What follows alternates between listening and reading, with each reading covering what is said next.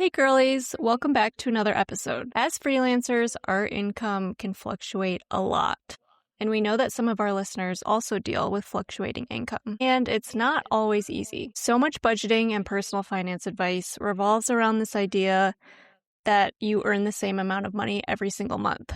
But that's not always the reality. However, we have found ways of dealing with the roller coaster of fluctuating income so it doesn't give us as much whiplash. And to give you an idea of what this looks like in real life, we are diving into Cassidy's freelance business in 2026. So for a little bit of context, it has been a weird year for her. She started out with some of her all-time lowest earning months, but really turned things around for June when she is about to have a really huge financial month. So in this episode, Cassidy's revealing the real numbers, the details behind those numbers, how she's feeling about the ups and downs in her business, and of course, how she is managing her money.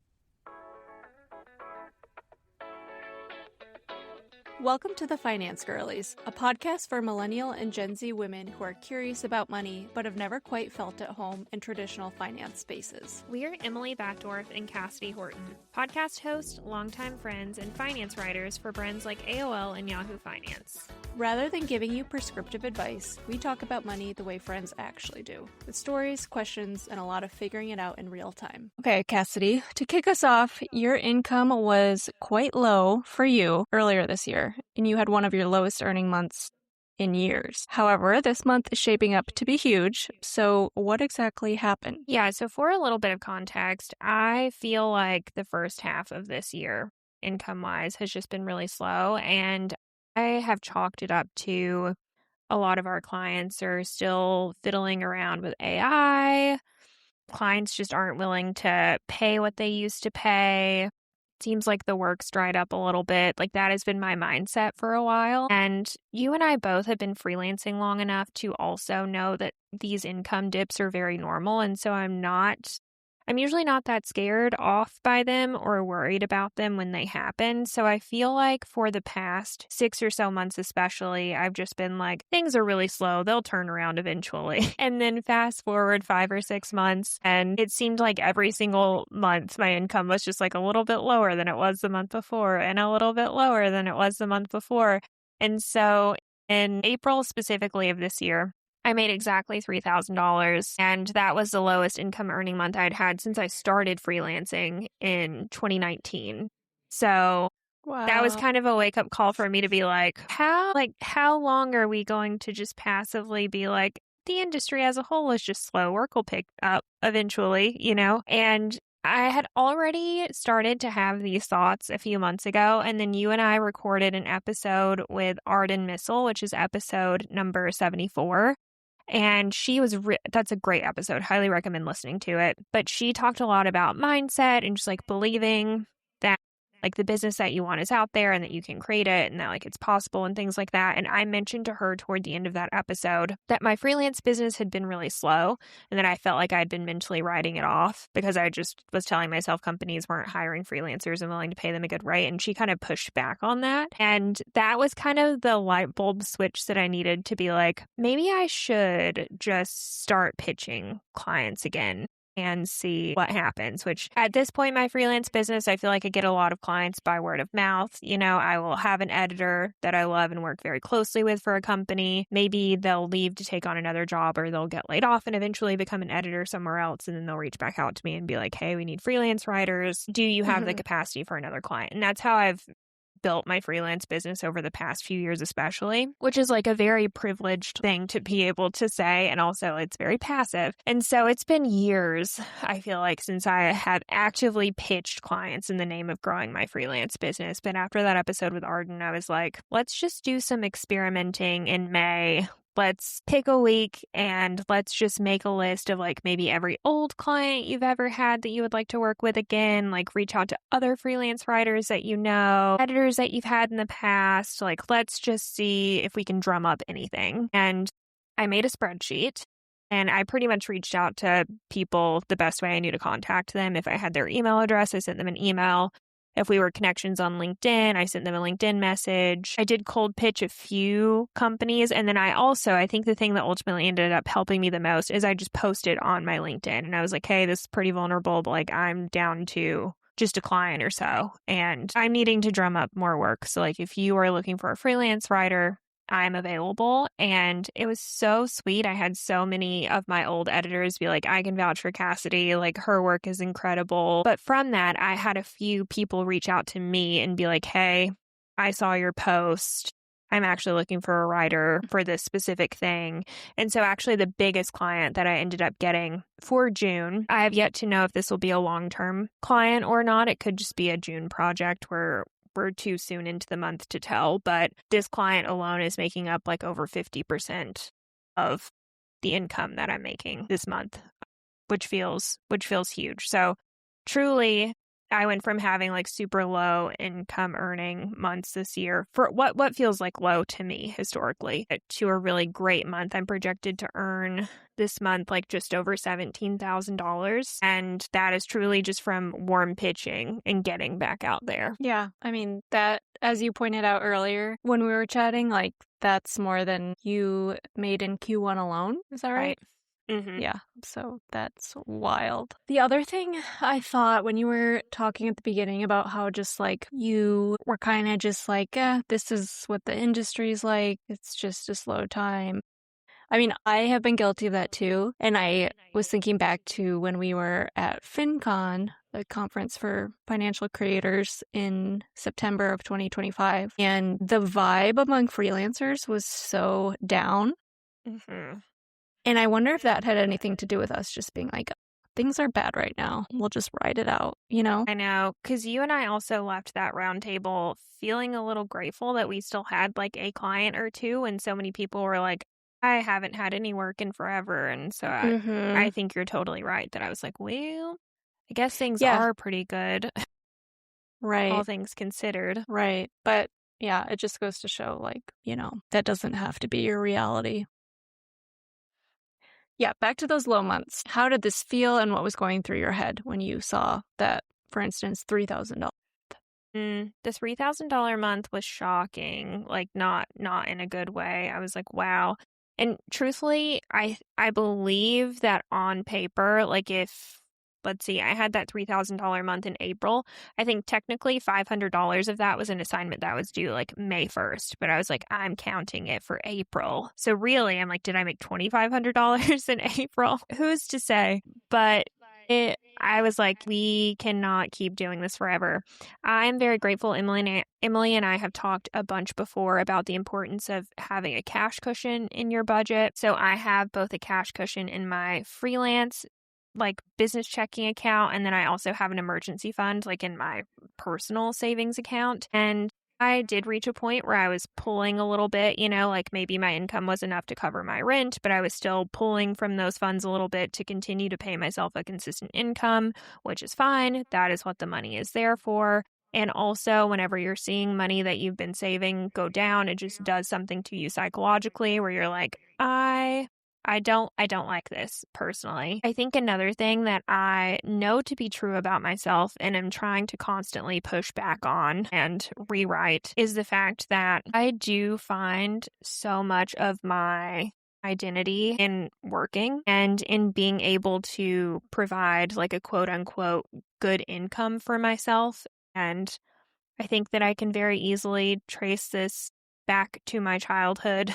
You know, like seeing certain family members be dependent on not so good people for money. And so just growing up, I was like, I will be financially independent in the sense of I will never have to depend on another person for money. I don't mean financially independent as in like I can quit work anytime that I want, but I'm like, it is a source of pride for me to be able to live a joyful and whimsical and full life in a way that feels right for me by my own accord because I am earning the money myself. And I feel like it's hard whenever that does feel so baked into my identity to then go through a slow season because I'm like, who am I if not someone who has like a calendar full of work that needs to be done and what feels like a lot of money flowing into my bank account, which I don't necessarily love that about myself, but I am at the point in life where I can recognize it and be like, I think this is truly what's driving me to seek out more work. Well, I want to point out that like even though you were having those slow months, like because you had that drive to be independent and like financially support yourself, it like wasn't actually an issue for you, you know? Right. Like you got through it fine. So there's that. And also, I know you've gone kind of through phases over the last, I don't know how many years since I've known you, but like you had a phase where you were like working really, really hard and really long hours and like just really grinding. And then after that year, you were like, okay, I need to find more balance and like have some things outside of work to like make sure I'm not working all the time. Did you feel like this kind of slower season, were you able to appreciate that extra time and like appreciate, I don't know, having some time to invest in hobbies and friendships and all of that kind of stuff? Yeah. It's not a perfect system by any means. I mean, you and I have talked about this before, but it's like, I feel like I'm the kind of person who needs a certain level of work in my queue to actually be productive. Otherwise, I can end up in this situation where it's like, if I have 2 articles due in 1 week, and I know that those 2 articles should probably take me 6 hours total to do, and I should just like commit to doing the 6 hours and getting them out of the way.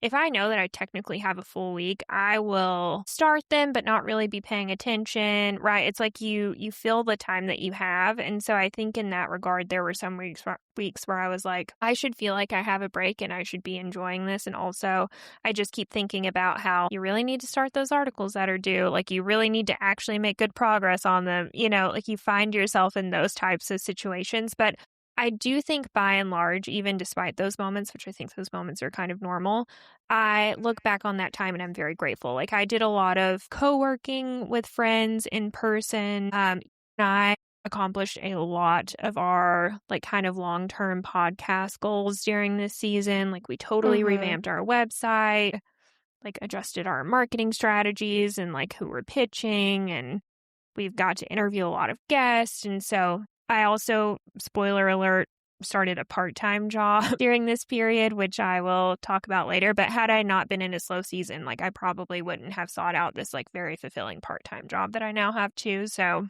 much good came out of it. And I am very grateful for it, but it's definitely a both and where I was trying to tell myself that I needed to enjoy the slow season. And also when you're in the unknown, you're like, but how long is the slow season going to last? And at what point do I say, all right, Cassidy, it's time to actually start doing stuff again? So yeah, it's never like the true break that you want it to be. I know. What did spending and saving look like for you during those slow months? I was not saving anything at all. I actually have not contributed to my retirement accounts since December, I think, and it's June. So, you know, this month, now that I'm having a good income earning month, I will set some of that back into my retirement account. But yeah, I was not saving anything at all. And my spending, I was still trying to pay myself the same amount I normally do. So I was like still giving myself the same amount of fund money every month. I was still giving myself the same amount of like, I don't know, travel fund money, for example. So I knew that I had the money in my cash cushion. So I was like, we're just going to keep going business as usual, but like try to be mindful of not going too crazy on like discretionary spending. Right. So can you just give like a high level overview of how you manage your money and pay yourself and build that cash cushion just for other people who maybe have fluctuating income and want to know what that looks like? I truthfully feel like, at least in my experience, like everyone needs a cash cushion for these slow seasons. But in order to build a cash cushion, you have to inevitably have months where you're just making way more money than you need. Or I say maybe way more isn't the correct word, but you just need to be making more money than you need to live on. So you actually have extra to set aside. And that's so much easier said than done. And I do feel very fortunate that back in 2024, I had my highest income earning year ever as a freelancer. My business tax return said I made $194,000 and some change. And during those months, I was making far more money than I needed to. So I was maxing out my retirement account and I was saving any extra in my business cash cushion. And I was trying not to inflate my lifestyle in any way. Part of that was I inevitably knew that I was going to get divorced too. So I was, trying to keep everything relatively the same. So I had money to fall back on for moving, for like furnishing a new place, for all of that stuff. And so I knew that I was going to have like some bigger expenses come up. But yeah, I used those higher income earning months to really just save as much money as possible. And what I didn't know at the time is that in 2026, my income would dry up for a season and I would need to rely on that for actual just living expenses. But that is what it's there for. Mm-hmm. So from like today, going back through 2024, have you always paid yourself the same amount? For the most part. So my business is set up like an S Corp. And I do all of my stuff through Collective. So if you are a business owner and you want to save money by becoming an S Corp, highly recommend them. I've used them since May 2020, and we will actually put a link to them below if you're interested in like scheduling a call to see if they could save you money. But yeah, whenever you're set up like an S Corp, you pay yourself a paycheck like you're an employee, and you can do this even if you're not an S Corp. But in my case, I am on my payroll as an employee of my company legally. So anyway, I get paid, I think, $3,000 a month through that, which isn't a lot. That's like enough to cover like my rent and car payment essentially. And then I just usually move like maybe $2,500 a month more over manually every single month to cover all of my expenses. So like I am paying myself a steady paycheck, but part of that paycheck I do move manually myself. So yeah, okay. I do try to pay myself a consistent amount though. Yeah, I feel like that has been the secret for me to be able to do like any type of budgeting and financial planning with my husband. Like, I don't know. I think I spent the first couple years as a freelancer just like being reactive to whatever I earned. And in some cases, I still am. Like, kind of how you were saying, at the beginning, like, this is a slow season, just gonna wait it out. Like I find myself definitely still doing that. But in the sense of like what I am getting paid, that has been a game changer because now I can plan and like, everything is just so much clearer. I think it requires some intentionality to be like, as my freelance income changes, this is my game plan for like, if I make over X amount of money, this is what I'm going to do with it. But I also think if you're listening to this and you're a brand new freelancer, unless you just run out the gate having like exceptional months and you're just instantly making more money than you need, this is probably something that you work up to. Like my very first month of freelancing ever, I made $120. Like I'm setting aside money for taxes out of that, but like that extra $95 or whatever is left, like that's mine, And then my second month, I made $540, I think. So it took some time to get to the point where I was like, okay, I am making about how much I need. So like you might not be building a cash cushion right out the gate unless you're in a situation where like you have a partner and maybe you're able to live on their salary so you can help like start building this thing up or something. Like there are definitely caveats to the situation, but it takes some time to build up a cash cushion. But as soon as you are able to start building it, it's the secret sauce, it's the ticket, it's the key to being able to not only survive these slower periods, but have it be more of like a minor inconvenience than like a major setback. Totally. And yeah, I will echo that. Like, I literally don't think a cash cushion was on my radar the first at least 2 years in business. So I had a very slow and steady journey. Okay. So there's a lot to be said about deciding to earn more money.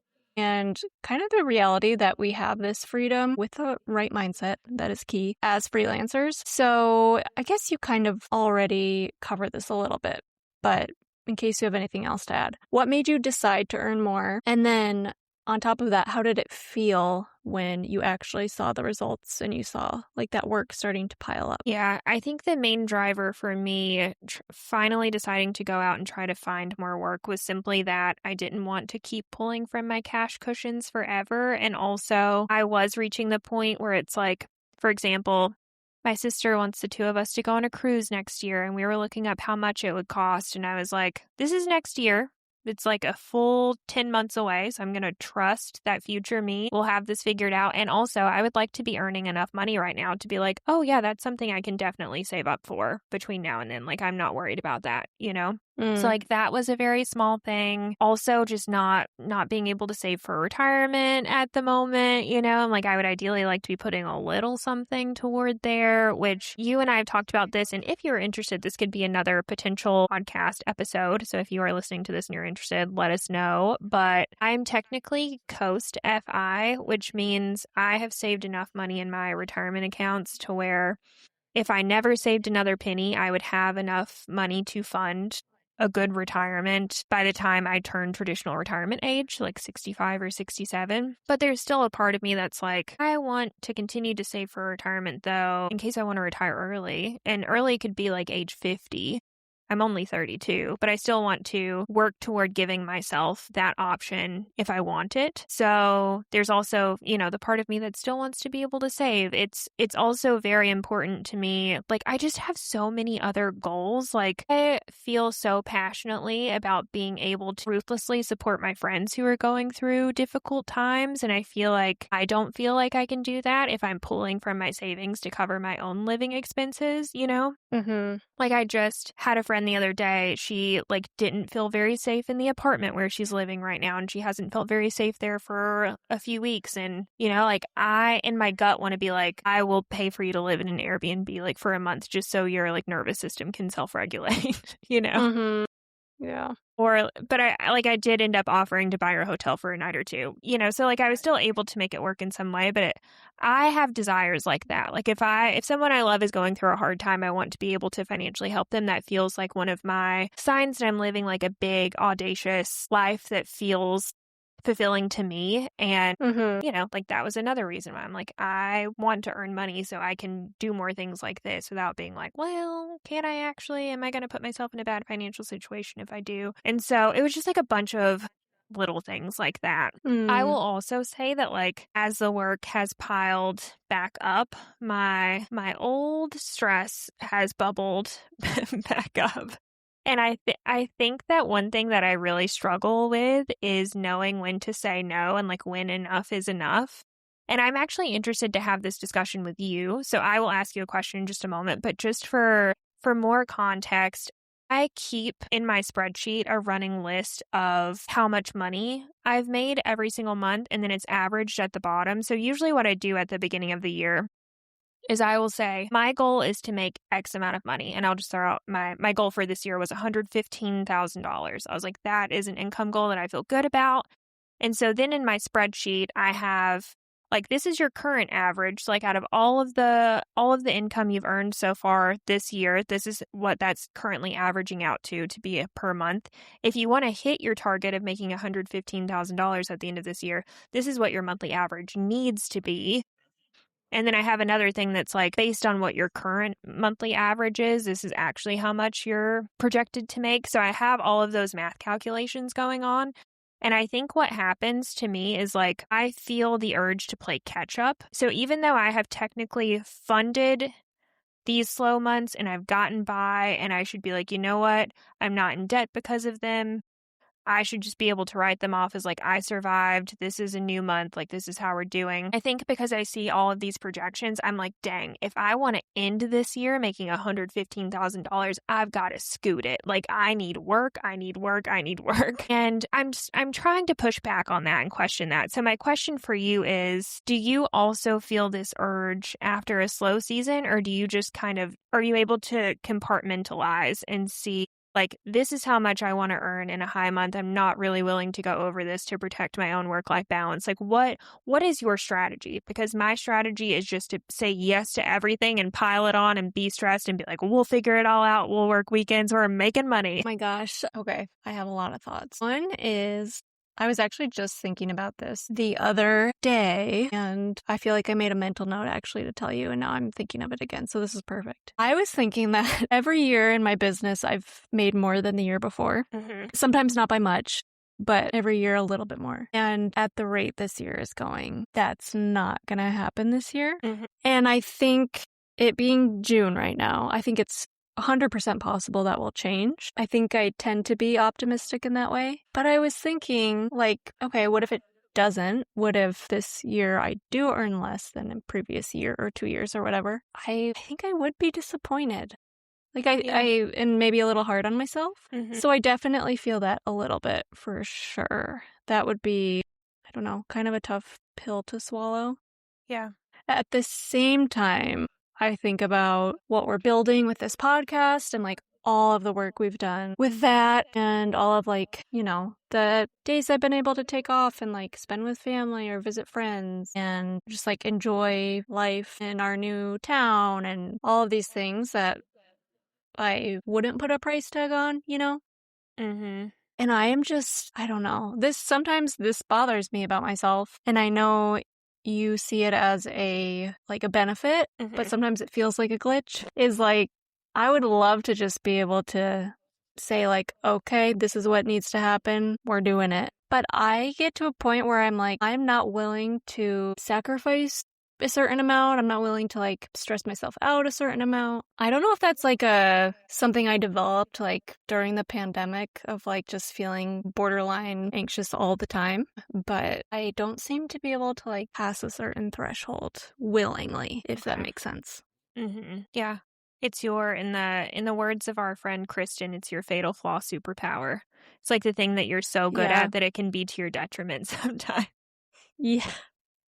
I feel like you and I have like the opposite fatal flaw superpowers, Yeah, and I feel like we're both I feel very inspired by yours. I won't speak for the reverse, but I feel like we're constantly trying to move toward the middle, of each Yeah. other's. It's like we're on Yeah. both ends and we're looking out over the chasm of like, I want to be more like Emily. I want to be more like Cassidy. And then it's just us both trying to incorporate a little more of the other's work style. Yes. Which is why this podcast is destined for greatness because Yeah. we're doing it together. I know. So good. But yeah, I also mentioned this to Emily before we started recording, but if you are at all familiar, and I don't know what the psychological concept or name for this is, I'm blanking on it, but it's like, say you go to buy something and that thing costs $1,000 and you're like, well, I could get this thing for $1,000 or I can get this upgraded version for like $1,200. Your brain almost doesn't see the extra $200 as a lot of money. It's like, what's $200 extra if I'm already spending $1,000? Like, sure, I'll do this one. I feel like the same thing happens when I find myself having a lot of work to do one month. So, for example, if I already have 20 articles in my queue and then a client comes along and they're like, hey, can you do these 4 things for us? My brain is like, what's 4 more things when I already have 20? Like, sure, pile them on. And then another client will come along and be like, hey, can you do these 2 things? And I'm like, what's 2 more things when I'm already doing 24 things? Like, sure, I'll do it. And so that's not good because everything that I say yes to is taking up a few hours of my time. But I think also whenever it's spread out over the course of the month, my brain is like, we can find an extra 5 hours in a week to get these extra 2 things done. Like, it's just 5 hours in 1 week. You can do it, And like that's not technically incorrect, but I don't think it's serving me well, because then I inevitably reach a point where I'm like, my God, what I would do just to have one client email me and be like, actually, we need to pause this work. And then I get like 5 hours of my time back for the week, And I'm like, if you would be so grateful to have a client message you and be like, I need to take these articles away from you. I'm so sorry. Then maybe that's your sign to just guard your time a little bit better and not say yes to everything. So I don't know. I'm a work in progress in that department, truthfully. So we are recording this June 11th. So you're in the thick of June, this busy month. How are you feeling? And like, what would be your thoughts if you had this same workload next month? Like, is it sustainable? What's going on? I don't think it's sustainable. I feel bad for all of the loved ones in my life who have to constantly hear me say, my God, I've got so much writing I need to do today. Yeah, I do think I've been looking at my workload and I have like, let's see, how many clients do I have at the moment? 1, 2, 3, 4, 5. So I have 5 clients this month for a total of $17,000. And so there are two clients in particular where I'm like, I think if you could get these clients off your plate, like they pay the lowest and require like just as many hours as everyone else, or maybe a little bit more. And so I think just from a financial standpoint, I'm like, if I could get those hours back, I don't really feel like I would miss a little bit of money that they're bringing in. It's like $1,000 combined for both of them, you know? Mm-hmm. So I think in that regard, I'm like, if I was going to duplicate this in some regard next month, I would maybe just keep like the top 3 highest paying clients and maybe accept less work from some of them, you know, but just try to still have a good month, but also be smarter about how all of that's breaking down behind the scenes, I guess. Mm-hmm. If that makes sense. I feel like I try to think about this all the time, but it's hard to be concrete and like make kind of like a tangible vision. But I wanted to ask you, what does your ideal freelance business look like? So like, how much are you earning? How much are you working? And what is the type of work that you're doing? So last year I went through a divorce. We have episodes on that. And I pretty much felt like I was building my personal life budget from scratch. I was like, based on my current freelance income or based on the income I'm trying to earn, like this is the apartment that I can afford. This is the car that I can afford. Like this is how much I want to be able to set aside for my financial goals. And what I decided on when I was doing all of that math last year was that I needed to bring in like around $115,000, maybe $120,000. And that would give me enough to still set aside 25 or 30% for taxes, pay my health insurance premiums, fund my retirement accounts. I do think that math had me maxing out my retirement account, my solo 401k every year, setting aside, I don't know, like a couple $100s a month for travel and like other goals and things, and like still covering all of my bills and expenses. So like I actually need far less than $120,000 to live off of, but that was kind of like this would be a great salary. I would feel like I can do anything I want to do with this much money. And what does that break down to per month? 10K? Yes, that breaks down to 10K. So realistically, once again, this is another mindset thing to push back on. I'm like, once I hit 10K in a month, I should be like, this is it. We need to turn off the faucet and just reroute all of that extra time to enjoying your life and pursuing all of these other things that are equally as important to you or more important to you than work. And yet when I think about just seeing 10K come in, I'm like, but couldn't we do a little bit more? And I think that is the downside of having months where you have like 17K in earnings, for example, because then 10K feels small and 10K is not small. Like 10K is sizable and great, but it's like it's your anchor point. It's what you're used to. And you're like, well, if I had a 17K month, then 10K feels very small in comparison, when really that's not the case. I feel like I have a lot of personal mindset work to do, but ideally that should be how much I want to earn, and that should be enough. Okay, so 10K, how many hours a day or a week, however you want to break it down, would you be working? I feel like based on my current workload, I have 25 articles this month. I'm like, what is that? Maybe 17, like 15 articles a month is getting me there. It's like 4 or 5 articles a week, calling it done, which would be maybe like 25 hours of writing, 25. Yeah, that feels good. Would you be doing the same type of work that you're doing right now? Yeah, I think so. I like the articles that I'm writing, and I feel like I'm getting paid well for them. So I would keep them up. I will say, once again, long term, like our goal for this podcast is to be copywriting optional. And I hope that becomes our reality in the next few years. But next year?